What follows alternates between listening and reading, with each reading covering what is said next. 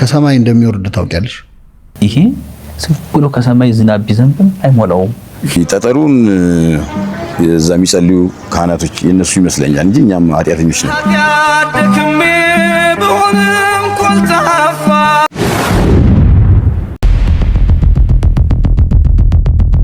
የትንሣኤ ዕለት ሌሊት የሚለኮሰው መብራት ከሰማይ እንደሚወርድ ታውቂያለሽ? ሰምተሻል? አልሰማሽም? ከሰማይ ነው የሚወርዱ ማለት እግዚአብሔር ራሱ ነው የሚለኮሰው።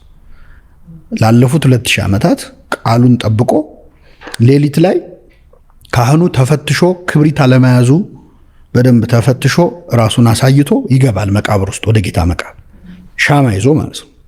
እና ሻማ ይዞ ገብቶ ሲወጣ ተለኩሶ ነው የሚወጣው። እሳት ይወርዳል። እስካሁን ድረስ አልቆመም።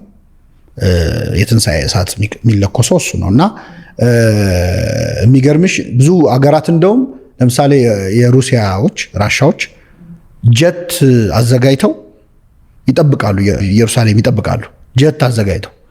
ከዛ የትንሣኤው እሳት ሲለኮስ ይሰጣቸውና እሱን ይዘው ሄደው ነው ሌሊት ላይ እዛ ትንሣኤ የሚያከብሩበት ማለት ነው። እና ይህንን የኢትዮጵያ ቤተክርስቲያንም ታምረ ማርያም ይነበባል የትንሣኤ ዕለት ሌሊት። እና በዛን ቀን አንድ ታሪክ ተጽፏል። አንድ ኢትዮጵያዊ ማክበር ፈለገ። ይህንን የጌታ የሚለኩሰውን እሳት ልሳተፍ ብሎ ሊገባ ሲል አንተ ጥቁርና አትገባም ብለው አባረሩት። ከዛ አስወጥተውት እሱ ውጪ እያዘነ እያለቀሰ ጧፉን ይዞ ውጭ ቆሞ እያለ እሳቱ እሱ ጋር ወረደ እና ውስጥ አልበራም ማለት ለሱ ነው የወረደለት። እና ከዛ በኋላ ከሱ ተለኩሷል። በዛ እግዚአብሔር ምን ያህል ክብር እንደሰጠው አይተው ተጸጸቱ የሚለውም ያን ቀን ይነበባል። ይሄም ታሪክ እዛም አለ። በነገራችን ላይ ኢትዮጵያ የነበረበት ቦታ ሁሉ ይጎበኛል።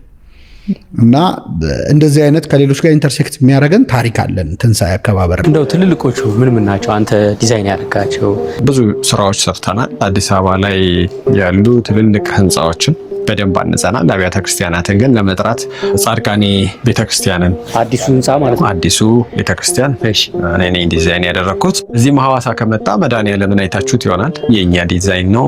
ሆሳዕና ትልቅ ቤተክርስቲያን፣ ሌላም የማርያምን እየሰራን ነው። ይሄን የሚያክል ምሰሶ ስታስብ እንደዚህ ብታየው እንዴ አትፈራም እንዴ? ትንሽ እንኳን እንደሰው ማለት ነው ያስፈራል። አሁን እንግዲህ እኔ እንዴት ደፈርክ የምትለኝ እኔ አልመልሰው ግን ይህንን የሰሩ ደግሞ ሰዎችን ስታይ ያንን ድፍረት መጀመሪያኛ ላይ አጋብተውበናል ብዬ ነው ማስበው። ከኪሩቤል ይልቅ ጀርባዋ ተመቸው፣ ንጽሕት ናትና የማትቆረቁረው። እንዲህ አይነት ግዙፍ ቤተ መቅደስ የት ይሰራ ብንባል ኦብቪየስሊ አዲስ አበባ ነው የምንለው። ለምን የሰው ገንዘብ አቅም ያለው ኢንጂነሮች ያሉት ሪሶርስ ያለው አዲስ አበባ ነው ብለን ነው የምናስበው፣ ወይም ትልቅ ከተማ ነው የምንጠራው። እግዚአብሔር ግን የተመቸችው ጥቁሯ ነች። በሰው ኃይል በባሬላ ተደርጎ በጀሪካን እየተቀባበሉ መሙላት ከባድ ነው አይደለም። ካለም ከስጋና ከደም ያወቅሁት ያንቺን ስም። ከዚህ ከአርሲ ነገሌ ሐዋሳ ያለውን ፕሮጀክት የሚሰሩ የቻይና ካምፓኒ አለ። የዛን ፕሮጀክት ስራ አስኪያጅ ይዤው መጣሁ ላስጎበኘው።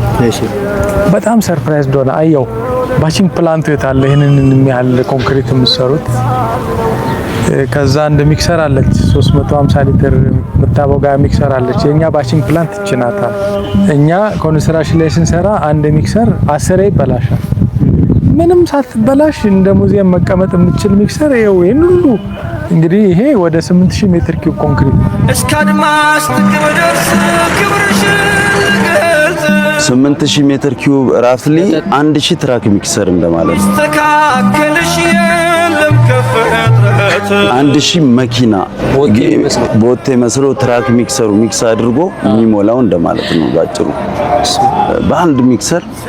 ይሄ እንግዲህ መቤቴ ስራ ነው እንጂ እንደ መሐንዲስ ከባድ ነው። እኔም ትውልድ ነኝ በዘይት ልሻለው። ጠጠር ያው የሚገርም ነው እንግዲህ ጠጠሩን የዛ የሚጸልዩ ካህናቶች የነሱ ይመስለኛል እንጂ እኛም ኃጢአተኞች ነን። ያደክሜ በሆነም ኮልታፋ ይሄ አየር ማረፊያ ሲሰራ ድንጋዩ ሄዶ ላብራቶሪ ተሰርቶ ያለፈው ጠጠር ነው። ያ ጠጠር በአጋጣሚ የዩቴክ ሆነ አቶ ዮሐንስ ሆነ ፈቃጁ በዛ ጭንቅል ላይ ያለ መተው ጠጠር እስከ ጉልላት እስከሚያልቅ ብረት እኛ ቶሎ ካልሄድን ሙሉ ስላቡ ውሃ አማራጭ የከርሰ ምድር ውሃ እንቆፍራለን። እስከዛ ድረስ ግን ቦቲ 2 ቦቲ ተብሎ ተመድቦ የጠጠሩ ጥራት እድል አግኝቷል ማለት ነው ቦታው። ይሄ አየር ማረፊያ ባይሰራ ምናልባት ከአዲስ አበባ ነው የሚጫነው ትራንስፖርቱ ከግዢ ውጪ ልዩ መጉላላት አለ። በቀን እስከ በህዝብ ተሰብስቦ እስከ 1000 እስከ 1200 ሰው የዋለበት ጊዜ አለ። ተረባርቦ በቃ ጥርሱን ነክሶ ይሰራል። ቁመቱ ስታየው ወደ 64 ሜትር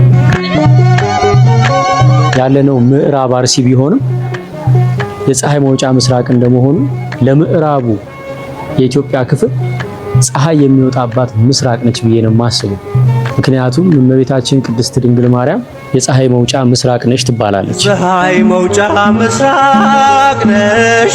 ፀሐይ ኢየሱስ ክርስቶስ ከእመቤታችን ከቅድስት ድንግል ማርያም እንደወጣ ሁሉ ከዚህ በኋላ ከዚህ የምዕራብ አርሲ አካባቢ በአባቶች አንደበት ድንግል ማርያም የምትመሰገንባት በአባቶች ትምህርት ኢትዮጵያ ኦርቶዶክስ ተዋሕዶ ቤተክርስቲያን ለዓለም የምትሰበክባት የምዕራብ ምስራቅ እቺ ቦታ ነች። ታምረኛ ነው ክርስቶስ ሁሉን በጥበብ ያረገው አይመረመር ጥበቡ እጹብ ብለናል።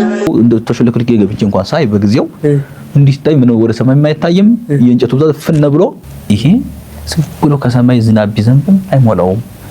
በእኔ ምንም ይሄም ይቻል እንደ ልብስ ያውን አቡጀዳም ጥንዲ ዙሪያ ብጠመጠም እንኳን ያልቃል ብዬ አላስብም። በፍጹም በቃ እንደው ያስፈራል። እንጨቱ ብቻ ዝም ብሎ እኮ ዋጥ ነው ስታደርገው ዋጥ ፕላይውዱን ዋጥ ፌሮ ሲመጣም እንደሆነ አንድ ቦታ ይገባና ጸጥ ይላል። ብሩም በሚሊዮን የመጣ ብር አንድ ኮለለ ይሄ ትልቁ ኮለለ ገብቶ ዝም ይላል። በቃ በጣም ያስፈራል። ወይ ሰፊ ነው በጣም እና ያስፈራል። እንዴት ይሞላል ይሄ ነገር እያልን በጣም ጨነቃለሁ። ግን ያው እሷን ምለው የሚሰሩ ልጆችሽን አስነሻቸው። ኮሜዲያን እሸቱ ታዘዘን ይሄንን ህንጻ ጨርስ ሸክማችንን ተሸክመህ አሳርፈን ለማለት ነው።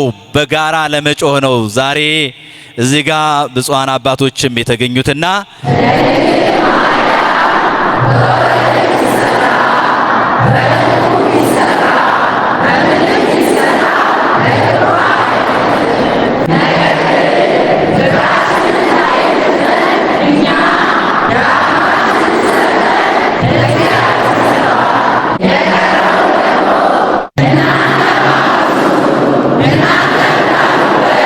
ቤተ ክርስቲያንንም በስሜ የሚሰራ በስሜ የታረዘ የሚያለብስ የታመመ የሚጎበኝ የተራበ የሚያበላ የተጠማ የሚያጠጣ ሴት ልጅና ወንድ ልጅም በእኔ ስም የጠራ አቤቱ ዓይን ያላየውን ጆሮ ያልሰማውንም በሰው ልቦና ያልታሰበውንም በጎ ዋጋውን ስጠው።